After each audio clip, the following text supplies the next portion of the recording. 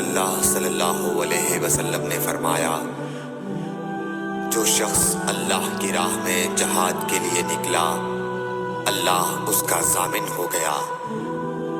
اللہ تعالیٰ فرماتا ہے اس کو میری ذات پر یقین اور میرے پیغمبروں کی تصدیق نے اس سرفروشی کے لیے گھر سے نکالا ہے۔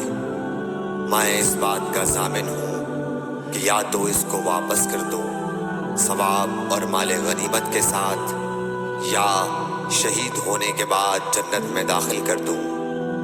رسول اللہ صلی اللہ علیہ وسلم نے فرمایا، اور اگر میں اپنی امت پر اس کام کو دشوار نہ سمجھتا تو لشکر کا ساتھ نہ چھوڑتا، اور میری خواہش ہے کہ اللہ کی راہ میں مارا جاؤں، پھر زندہ کیا جاؤں، پھر مارا جاؤں، پھر زندہ کیا جاؤں، پھر مارا جاؤں۔ صحیح بخاری حدیث نمبر 36۔